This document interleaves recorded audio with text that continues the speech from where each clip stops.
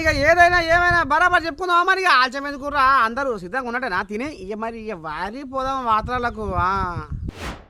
Party కోసం మేము ప్రాణాలకు కూడా లెక్క చేయకుండా సీతమ్మ శర ఎల్లబోసుకుంటా, నానా తంటాలు ఎల్లబోసుకుంటా, మేము అరొక్క పనులు చేసుకుంటా, సేవలలో ముందుండుకుంటా, జనసేన రాగాన్ని మేము దశ దిశలా మేము వినిపించుకుంటా ఏదేదో చేసుకొస్తుంటే మమ్మల్ని ఎంతకాలం తీసుకొచ్చిన పవన్ అయ్యా అని వామ్మ ఈ పొత్తు పాడబడా, ఈ పొత్తు ఏమంట పెట్టుకుర్రో ఎప్పుడు పెట్టుకుర్రో కానీ అరిల్లా పుణ్యకాలం అయిపోయిందిరా కార్యకర్తల బతుకు. ఇక చూడుర్రి టికెట్ల కాడ వీళ్ళ పంచాది పాడబడా ఎందాక మోపోయిందో. ఇక నీ దడం పెడితే ఎండాకాలంలో ఆ సూర్యుని కట్టే కాక మీద ఉందిర్రా ఏపీలో రాజకీయం కాక. ఎట్లా ఉందంటే ఇక జగన్ని ఎదుర్కొంటేందుకు ఒకరి నుంచి కాదని ఇక నారా చంద్రయ్య పవన్ కళ్యాణ్ అయ్యా పొత్తు ఏమంట ఊడుపుకురో ఈ పొత్తు చల్లకుండా ఎప్పుడు పురుడు పోసుకురో ఎప్పుడు ముహూర్తం పెట్టుకురో ఈ పొత్తు కానీ కరకర కరకర కరకర కరకర కోపంతో ఇక కళ్ళల్లో కారం పొడి వస్తే ఎంత మంట ఆ రకంగా మండిపడుతుర్రులా జనసేన కార్యకర్తలు, ఇటు టీడీపీ కార్యకర్తలు. మా నాయకునికి సీటు ఇవ్వలేదంటే అరే మా నాయకునికి సీటు ఇవ్వలేదంటే మేము పార్టీని నమ్ముకొని బతికినాం, మేము ఈ సేవ చేసినాం ఆ సేవ చేసినాం అంటే మా నాయకుడు కూడా చేసిండు, మాకెందుకు రాలేదు సీటు అని ఇక్కడ వీళ్ళు అక్కడ వాళ్ళు నీ పంచాది పాడైపోను గారా. తాడుకు పట్టలేదు తగుడుకు పట్టలేదు గుంజ కిందకమ్మ గుంజులాట అన్నట్టు లీడర్ల కన్నా ముందుగానే కార్యకర్తలే ఎగిరెగిరి పడుతుర్రులా. ఇక చూడడానికి ఈ కథ ఎట్లా ఉందో. ఇక జగ్గంపేట కాడ మొత్తం జంగు సైరన్ మోగిందుల్లా. ఇక ఏనూరి కథ ఎట్లా ఉందో. నమస్కారం అండి, నా పేరు గవిన్ దుర్గాప్రసాద్, జగ్గంపేట నియోజకవర్గం గోకవరం మండలం ఉపాధ్యక్షుడిని. ఈ రోజున పవన్ కళ్యాణ్ గారిని ఒకటి అడుగుదాం అనుకుంటున్నాను. ఇటువంటి రోజు వస్తుందని నా జీవితంలో కూడా అనుకోలేదు. ఎందుకంటే పవన్ కళ్యాణ్ గారు వ్యూహం అసలు మీ వ్యూహం ఏంటండి?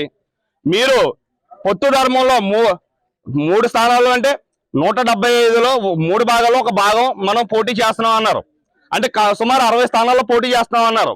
ఈ రోజున 24 సీట్లతో మీరు పోటీ చేస్తుంటే అసలు మీరు పార్టీని ఉంచుతారా, పార్టీని విలీనం చేసేస్తారా? మా జన సైనికులందరూ కూడా మీ అందరినీ కోరుతా ఉన్నాం. ఈ రోజున ఒక సామాన్యుడు ఎమ్మెల్యేగా పోటీ చేయాలని చెప్పి ఎందుకు వచ్చంటే అది పవన్ కళ్యాణ్ గారు ఒక సామాన్యుడు రావాలి, కొత్త తరం మార్పు రావాలని చెప్పి ఆయన పిలుపు మేరకు ఈ రోజు అందరూ కూడా నడి రోడ్డు మీద ఉన్నాం. ఒక ఆటో డ్రైవర్ నేను, కుటుంబాన్ని పోషించుకుంటే కానీ నాకు ఆ రోజు గడవవు. అటువంటి వాళ్ళు ఈ రోజు రాజకీయంలో జనసేన పార్టీ తరఫున పవన్ కళ్యాణ్ గారి కోసం వచ్చాం. కానీ ఈ రోజున జగ్గంపేట నియోజకవర్గంలో జనసేన పార్టీ ఎలాగెళ్ళిందంటే భార్యాభర్తలు ఇద్దరు కూడా నిరంతరం కష్టపడి ప్రతి గడపకి వెళ్ళి వాళ్ళ కాళ్ళు ఏళ్ళు గడ్డం పట్టుకొని బతిమలి అమ్మ జనసేన పార్టీని పవన్ కళ్యాణ్ గారికి ఓటేసి గాజు గ్లాస్ ఓటేసి గెలిపించండి అని చెప్పి ఈ రోజున జగ్గంపేట నియోజకవర్గం అంతా కూడా ఓటర్లు అందరూ కూడా సూర్యచంద్ర గారు వెనకాల ఉన్నారు. కానీ అటువంటి వ్యక్తికి ఈ రోజున టికెట్ ఇవ్వకపోవడం అన్నది మేము అందరం కూడా చాలా బాధపడుతున్నాం. మేము ఈ రోజున పవన్ కళ్యాణ్ గారికి జనసేన పార్టీ నాయకులు మొత్తం అందరికీ కూడా 48 గంటల్లో మేము అడిగిన దానికి సమాధానం చెప్పకపోతే జనసేన పార్టీ జెండా అన్నది గోకవరం మండలం లేకుండా మేము చేస్తామని చెప్పి చెప్తున్నాం. జగ్గంపేట నియోజకవర్గంలో ఎక్కడా కూడా జనసేన పార్టీ అన్నది లేకుండా మేము చేస్తాం. ఏ నిర్ణయం అయినా సరే మేము అందరం కూడా సూర్యచంద్ర గారి వెనకాల ఉన్నాం. ఆయన ఏ నిర్ణయం తీసుకున్నా మేము కట్టుబడి ఉంటాం. అమ్మని దండం పెడితే అన్న జగన్ ఇచ్చిన రామబాణం ఊరికో మళ్ళీ అన్నకే దాపైందిగా. ఓ రామచంద్ర శల్య షర్మిల ఓ ఏపీ రాజకీయాల శకరం తిప్పుకుంటా శంగడ వింగడ ఎగురుకుంటా అన్నకు మొత్తం సూరి పెట్టిందిల్లా. మరి ఎట్లయితుందో ఏం పోద్దో కానీ పెద్ద దెబ్బ వేసిందులో ఈ దెబ్బ చదవకుండా మరి ఈ దెబ్బకు జనాలు ఉల్టపల్ట ఇద్దటే ఊరు కథ గాడికి వచ్చింది. మరి చూడు కథ ఏందో. ఇక ఎంకటి ఆడునవే అంటే నీ ఎమ్మట్లే ఉంది గుంపటి అన్నట్టు ఇక అన్న ఎంటబడ్డ శల్య షర్మిల నీ దండం పెడితే ఇక ఏపీలో రాజకీయం ఎంత రంజగా తీసుకొస్తుందంటే వామ్మ నీ దండం పెడితే షర్మిలమ్మకు శిరసన బుర్ర లేదు ఈ బుర్ర చల్లగుండు బాగానే ఉంది తెలివి ఇక కాంగ్రెస్లో అది ఎంతో మొదటి గ్యారెంటీ పెట్టింది పేదోళ్ళ కాట 5,000 అట. కాంగ్రెస్ ప్రభుత్వం కనుక అధికారంలోకి వస్తే ఇక పేదవాళ్ళ గడప 5,000 రూపాయలు అందుకుంటుంది అన్నట్టుగా ఈ ముచ్చట చెప్పుకొస్తుందిల్లా. అమ్మ ఏమో అనుకున్నా కానీ అటు నారచంద్రయ్య అటు పవన్ కళ్యాణ్ వాళ్ళని ఓడగొట్టింది. ఇక్కడ అన్న మీదకి సవాల్ చేసుకుంటాం నిన్న అలా కాంగ్రెస్ పార్టీని బాగానే ముంగడి గుంజుకొస్తుందిగా షర్మిల. ఇక చూడు ఏమంటుందో. ప్రతి పేద కుటుంబానికి 5,000 రూపాయలు ప్రతి నెల 1వ తేదీన ప్రతి ఇంటికి పేద ఇంటికి 5,000 రూపాయలు కాంగ్రెస్ పార్టీ గ్యారంటీగా ఇస్తుంది. సంవత్సరానికి 60,000 రూపాయలు ఇందిరమ్మ అభయం కింద ప్రతి ఒక్క పేద కుటుంబానికి అందిస్తుంది అని మీకు మాటిస్తున్నాం. మట్టితోటి పోరాడే రైతన్నలను ఆదుకుంటా రైతన్నలను కడుపులో పెట్టుకొని కాపాడుకుంటా, ఇక మొత్తం మీద రైతన్నల మీదనే ఉంటుంది నా కన్నంతా అని ఓ శుద్ధపూజ పలుకులు పలికిన మోడీ సారాట రైతన్నల ఆగవాగం చేసి పొట్టనే పెట్టుకుంటున్నాడు నుల్లా. పాపము ఇక వీళ్ళ గోస ఎట్లా ఉందంటే పాపం వాళ్ళ గోస చూడలేక ఇగో ఎర్రజెండా పార్టీలు ఏం చేస్తున్నారో చూడండి. అయ్యా మోడీ, దేశాన్ని ఎలగబెడతామేమో అనుకుంటే మా బతుకులన్నీ మంట కలుపుతీవి. ఏం సకదనం ఉంది మోడీ, నీ పాలన వలన మా రైతులకు భద్రత లేకుండా అయిపోయి, మద్దతు ధర ఎక్కడవా ఏటువా, నీ 23 రకాల పంటలకు ఏదేదో చేస్తా అని ఆశ పెడితివి.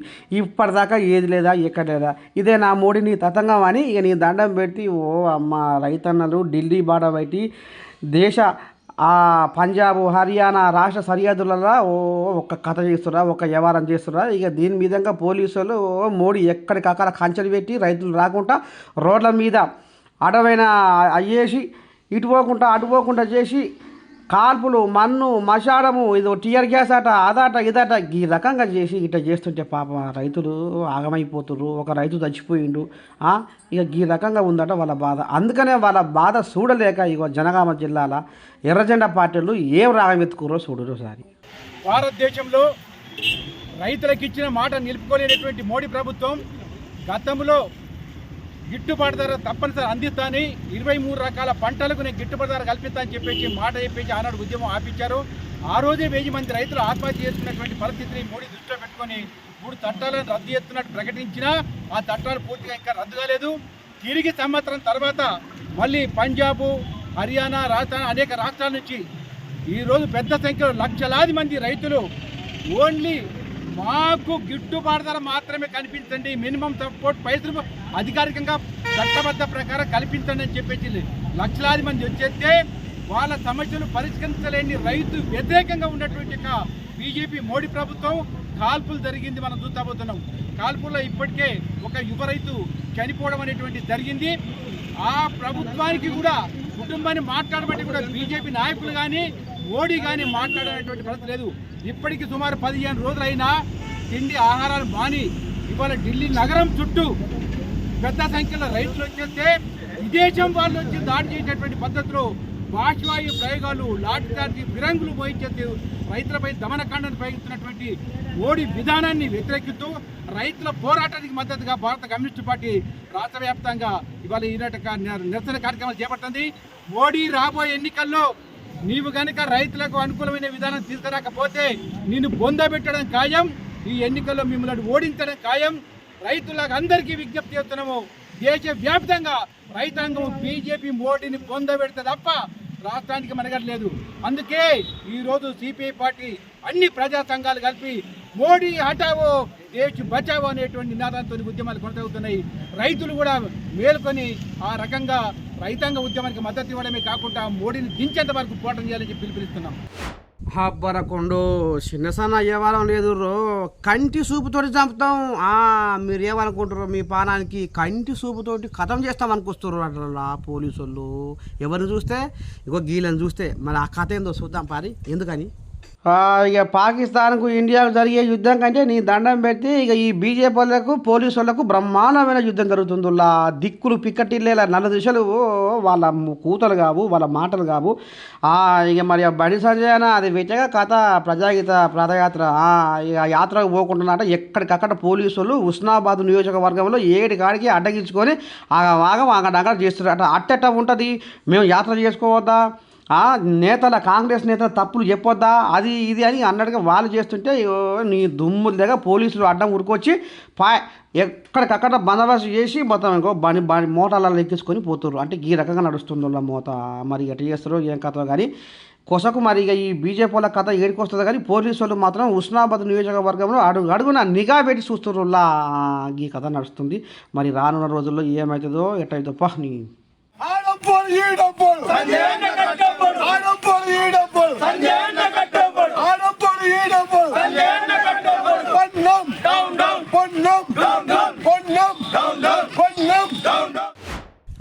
ఎటున ఇలా మన వార్తలు ముద్దుకున్నాయా. ఇక రేపు కూడా ఇదే యాలకు వస్తా. అంతపాత మీరు ఏం చేయాలి చూస్తూనే ఉండాలి మన తెలంగాణ టీవీ శనార్థి.